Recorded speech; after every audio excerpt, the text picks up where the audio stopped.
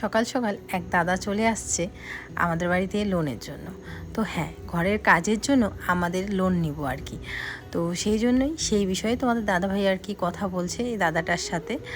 তো তোমাদের সাথেও ভাবলাম শেয়ার করে দিই, কারণ সমস্ত কিছুই যেহেতু তোমাদের সাথে শেয়ার করি, সেই জন্য ভাবলাম এই জিনিসটা তোমাদের সাথে শেয়ার করি।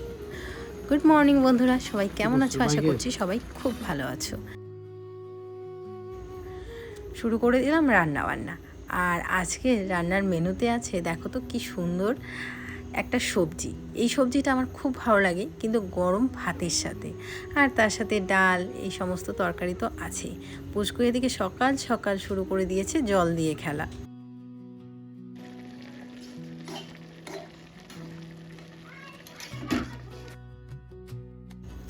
আমার বড় ছেলেটা বোধহয় জল ছাড়া এক মুহূর্তও থাকতে পারে না।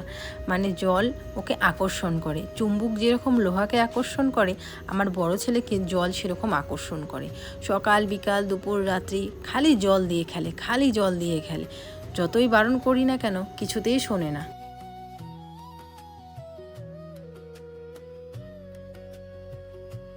হ্যালো বন্ধুরা, সত্যি সকাল সকাল বন্ধুরা দুই ছেলের অত্যাচার যে এত শুরু করেছে তোমরা ধারণার বাইরে। আসলে ধৈর্য শক্তি যে এতটা বেড়ে গেছে, তারপরেও মানে ওদের দুষ্টুমি একদম পুরো আলট্রা লেভেলের। মানে সেটা হচ্ছে যে বলে বোঝাতে পারবো না। কি করে না সারাদিন বাড়িতে, সেটা তোমাদেরকে দেখাচ্ছি, একটুখানি দেখাচ্ছি। কোথায় যাবো আমি? পালাচ্ছ? এই হচ্ছে আমার হেলমেটের অবস্থা।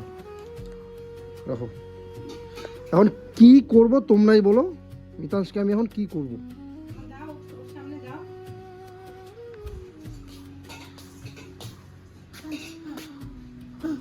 সারাদিন মাটি জল, পুরো ভোর বাড়িতে জল। আসো বলো কি করব, বলো, এদিকে আসো। পালাচ্ছ কেন?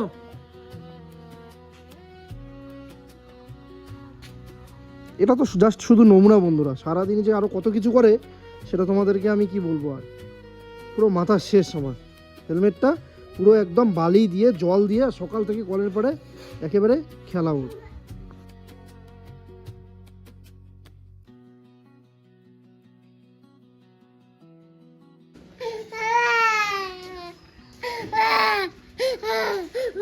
আয় আয় আয়।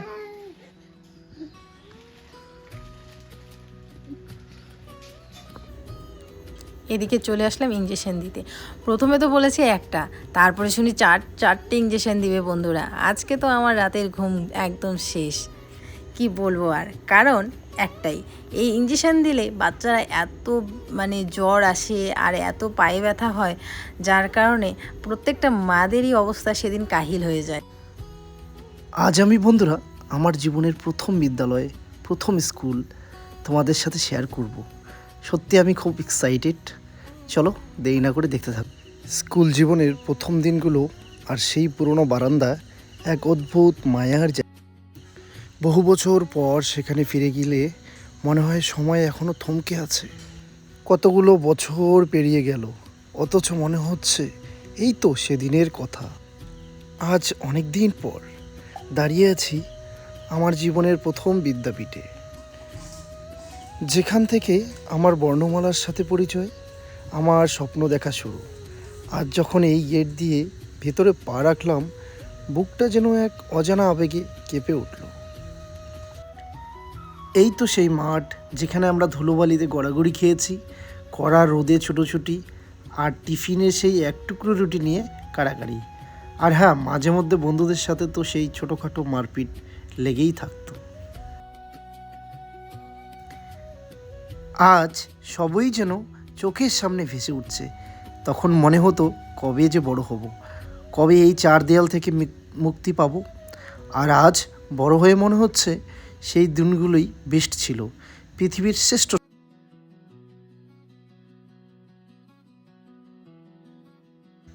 এই স্কুলের প্রতিটা কোণ, এই জরাজীর্ণ ক্লাসরুমগুলো এবং দেওয়ালগুলো যেন হাজারো গল্পের সাক্ষী হয়েছে। শিক্ষকের বেতের ভয়, বন্ধুদের সাথে কানমলা, আর এই ছুটির ঘন্টা, সে কি আনন্দ! সবই যেন এখন ধূসর স্মৃতি হয়ে রয়েছে।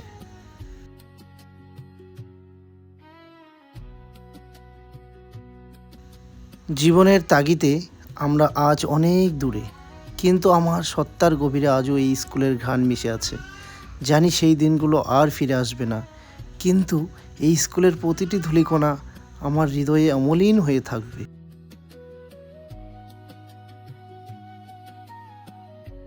সময় হয়তো বদলে যায়, কিন্তু শৈশবের প্রথম আশ্রয়টুকু কখনো বদলায় না। প্রিয় স্কুল, তুমি শুধু একগুচ্ছ দালান নও, তুমি আমার বেড়ে ওঠার সেই কারিগর। তোমাকে আজও বড্ড বেশি মনে পড়ছে।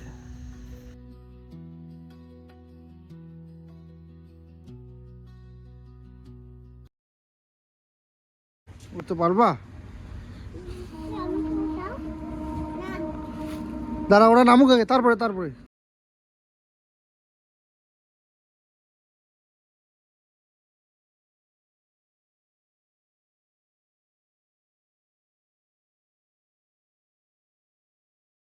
এই স্কুলেই আমার হচ্ছে বন্ধুরা শুরু, আমার স্কুল জীবন এই ভানুরকুটি প্রাথমিক বিদ্যালয়েই। তোমাদেরকে তো দেখালাম, দেখো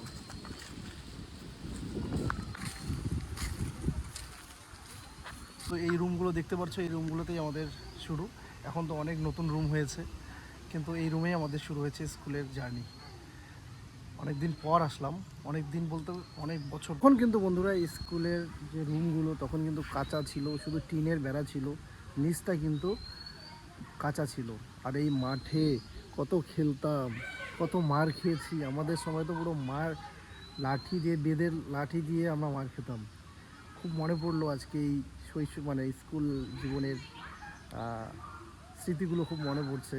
কত মারামারি, কত খেলাধুলা এই মাঠে। এই দুর্গা পুজোর সময় মাঠে আসা হয় এক বছরে একবারই, এসে কিন্তু খুব একটা এই রুমগুলোর ওইদিকে যাওয়া হয় না। কিন্তু আজকে যখন ছেলেকে নিয়ে আসছি ইঞ্জেকশন দিতে, এসে ভাবছি যে না, ছেলেকেও একটু দেখাই যেটা আমার স্কুল ছিল। এখন গিয়ে কিন্তু পুরোনো দিনের সেই যে স্মৃতিগুলো আমি চোখে ভাসছি। দুজন ঘুমিয়েছে, তোরা ঘুমাক, ওদের ডিস্টার্ব করবো না, ঘুমাতে থাক। তো এখন চলো, এই যে রান্না বান্না করে গিয়েছি, এখন এই যে ছোটো ছেলেকে খাইয়ে দিয়ে গেছিলাম। যেখানেই যাই না কেন বন্ধুরা, বাড়িতে এক ঝাঁক কাজ যেন আমার জন্য অপেক্ষা করে বসে আছে, যে কখন আসবো আর কখন এই কাজগুলো করব। সত্যি সত্যি সত্যি ছোটোবেলাতে এই টিকটিকি যখন ঠিকঠিক করতো, আমরাও সবাই বলতো, বড়রাও বলতো যে তার মানে তুই সত্যি কথা বলেছিস। তো এখনও কিন্তু সেই অভ্যাসটা আমাদের মধ্যে আছে। টিকটিকি ঠিকঠিক বললে আমরাও কিন্তু সত্য সত্য ভাবি। তো সত্যিই তো, যেখানেই যাই না কেন এক ঝাঁক কাজ কিন্তু অপেক্ষা করেই থাকে। বাড়িতে এসে ছেলেদের তাড়াতাড়ি করে খাইয়ে দাইয়ে ঘুম পাড়িয়ে দিয়ে তারপরে আবারও চলে আসলাম কাপড় ধুতে। এই কাপড় ধোয়া বোধহয় আমার আর পিছু ছাড়বে না। জানি না এই কাপড় ধোয়া থেকে কবে মুক্তি পাবো, কারণ আমার এই কাপড় ধুতে ধুতে জীবনের অর্ধেকটা বছরই বোধহয় পেরিয়ে গেল, তো এই কাপড় আমার পিছু ছাড়লো না। সকালবেলা মোটামুটি এক গামলার মতো কাপড় ধুয়েছি। এখন যে কাপড়গুলো ভিজিয়ে দিলাম সেগুলো হচ্ছে দুই ছেলে এই যে দুপুরবেলা স্নান করলো সেগুলো। কাপড় চোপড়গুলো ভিজিয়ে দিয়ে তারপরে চলে আসলাম এদিকে উঠোন ঝাড় দিতে। এখন উঠোনটা ঝাড় দিব। যতই ঘর মুছি, যতই যাই করি না কেন, এই উঠোনটা যতক্ষণ না ঝাড় না দেবো না, ততক্ষণ মনে হয় বাড়িটা একদমই নোংরা। আর হ্যাঁ, এখন কিন্তু বেশ আমাদের উঠোনটা বড় হয়েছে। আগে যেরকম ছোট্ট মোটো একটা উঠোন ছিল, এখন কিন্তু সেটা নেই। আমার আবার কিন্তু বন্ধুরা বড় উঠোনই ভাল লাগে। বেশ বড় উঠোন থাকবে, খোলামেলা জায়গা থাকবে। গ্রামের বাড়ি ফিল না হলে কি হয় বলো? আর আসলেই তো, আমরা তো মানে ছোট থেকেই গ্রামেই মানুষ হয়েছি, গ্রামেই বড় হয়েছি, আর গ্রামেই আমাদের বিয়ে হয়েছে। আমি না সব সময় আগে ভাবতাম যে আমার যাতে গ্রামেই বিয়ে হয়। কারণ কি বলো তো, আমি না শহরে ঠিক থাকতে পারি না। মানে ওই আমার মামার বাড়ি, এক মামা আছে শিলিগুড়িতে বাড়ি, তো আমি গেছিলাম।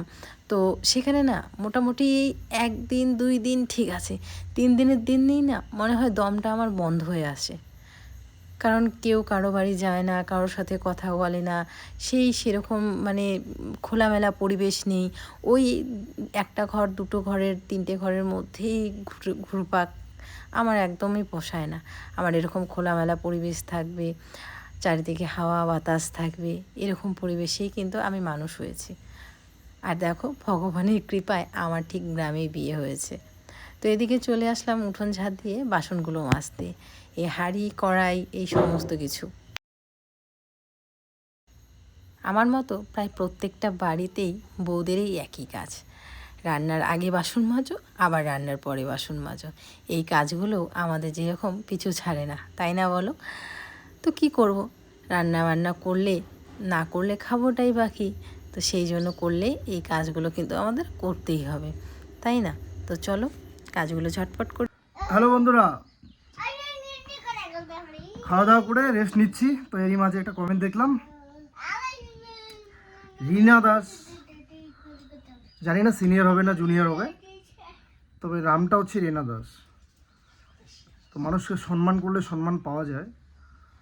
তো আমি ভিডিওটাতে এডিট করেছি, মিতু এমন কোনো কিছু বলেনি, কাউকে ঠেস মেরে কথা বলেছে বা কাউকে ছোট করে কথা বলেছে, কাউকে হেয় করে কথা বলেছে বা কোনো রকম ঘৃণাত্মক ভাষা ব্যবহার করেছে। রিনা দাস তোমাকে বলছি, ভিডিওটা ভালো করে দেখো একটু। এই যে তোমাদের না কিছু কিছু কথার উত্তর দিতে এত বাজে লাগে, আসলে সময়ও নেই। বা তোর মতো আমি তোরই কথা বলছি, কারণ তোর মানসিকতা এত নিচু। হ্যাঁ, আজকে প্রথমবার আর কি তুই করেই কথা বলছি, কাউকে অসম্মান করে কথা বলি না, কিন্তু এরা যখন মানে সম্মানের যোগ্যই না, এই রিনা দাসের মতো কিছু মানুষ, হ্যাঁ, এদের সম্মান করার কোনো মানেই হয় না, এরা যোগ্যই না। এরা বাড়িতে কাউকে না সম্মান করে, না সোশ্যাল মিডিয়াতে, মানে কাউকে কোনো কিছু না বলা হলেও জোর করে একটা কিছু ভালো কথাকেও ঘুরিয়ে পেঁচিয়ে সেটাকে কি বলে ঠেস মারা কথা বলেছে মিতু। আচ্ছা, কী ঠেস মারা কথা বলেছে একটু কমেন্ট করে জানিও তো, জানিয়ে দিস তো আজকে, যে এটা তো কালকে যাবে, কালকে ভিডিওতে আরেকটা কমেন্ট করিস যে কী ঠেস মারা কথাও বলেছে আর কাকে উদ্দেশ্য করে বলেছে। আর রইল বাকি যে বিপদে পড়লে কে আসবে। আচ্ছা, কিছুদিন আগে যে আমি বাড়িতে ছিলাম না, ও হাতটা কেটে গেছিলো, বাবা সাউন্ড করে না, সাইলেন্ট, হাতটা কেটে গেছিলো আমার ছোটো ছেলের, সেটা তো সেলাই করতে বাধ্য হয়েছিলাম, বা ডাক্তারও বাধ্য করেছিল সেলাই করতে। আচ্ছা, কে এসেছিল পাশে? এখন তো বলতে গেলে অনেক কথাই বলতে লাগে, যে ন্যূনতম কোনো মানুষ, আত্মীয় স্বজন কে ছিল পাশে সৌজন্যতার খাতির? হ্যাঁ, যেখানে আমি বাড়িতে এসে পরের দিন নিয়ে গেছিলাম মাথাভাঙা হসপিটালে, এবং আমার পাড়া প্রতিবেশী একজন সে ব্যান্ডেজ এনে দিয়েছিল এবং তারা যথেষ্ট হেল্প করেছিল। তো জীবনে একলা চলতে হবে, কারো ভরসা করে চলতে হবে না। বিপদে যতই বিপদ আসুক, কঠিন বিপদ আসুক, হ্যাঁ, চেষ্টাটা রাখতে হবে যে আমি আমার বিপদকে কাটিয়ে উঠাতে পারি, যেন আর 10 জনের আমার হেল্প না লাগে। এটা অহংকার না, এক ধরনের কনফিডেন্স বা আত্মবিশ্বাস রাখাটা, এই সাহসটা রাখা দরকার। তাহলে যদি তুমি যদি অন্যের আশা করে থাকো, তাহলে তো তুমি এগোতে পারবে না। তোর মতো মানসিকতা যদি সবার থাকে না, তাহলে আর ওই মানুষ অন্যের ভরসা করেই চলতে হবে তার। তো এর জন্য আমি ডিমোটিভেট করবো না সবাইকে, আমি মোটিভেট করার চেষ্টা করবো যে এই রিনা দাসের মতো মেন্টালিটি তোমরা কেউ এনো না। হ্যাঁ, অন্যের উপর ভরসা করার কোনো প্রয়োজন নেই। পৃথিবীতে আসছি একা, যেতে হবে একা। তো হবে যে ভগবান আছে উপরে, ঈশ্বর আল্লাহ আছে, হ্যাঁ, একটা আমাদের বিশ্বাসের জায়গা, কিন্তু চেষ্টা করতে হবে আমাকে একাই দাঁড়াতে। তো ছোটো ছেলের সময় আমার পাশে কেউ দাঁড়ায়নি, আমি গেছিলাম, অনেকেই খবর নিয়েছে, অনেকে নেয়নি, তাতে আমার কোনো দুঃখও নেই। এখন এই কথাটাকে ঘুরিয়ে পেঁচিয়ে যদি তুই আবার বলিস যে কাকে ঠেস মারছিস, তোমরা কাকে ঠেস মারছো, সেটা আমরা বুঝতে পারছি। তো আমার এখানে আবার কিছু বলার নেই, কারণ তুই যে কথাটা বলেছিস সেই কথার পরিপ্রেক্ষিতেই বলছি। মৃত্যু বা আমি কাউকে ঠেস মারা কথা বলিনি। এই যে তুই এসে এরকম তোর মতো আরও 1-2 জন, সবাইকে বলছি না, এসে এই ভিডিওতে উল্টাপাল্টা কথা কমেন্ট করিস, সে না তোরা হচ্ছে তোদের ফ্যামিলিতে ডিপ্রেশনে থাকিস, আর তোরা সারাদিন তোদের ফ্যামিলির বা সবার সাথেই খারাপ ব্যবহার করিস, এটা তার পরিচয়। কারণ তোরা চাস যে সবার সংসারেই হয়তো বা এরকম হচ্ছে, ওর মেন্টালিটি হয়তো এরকম, মানে সৎ চিন্তা ভাবনা ভালো মানসিকতার মানুষ তো তোরা না।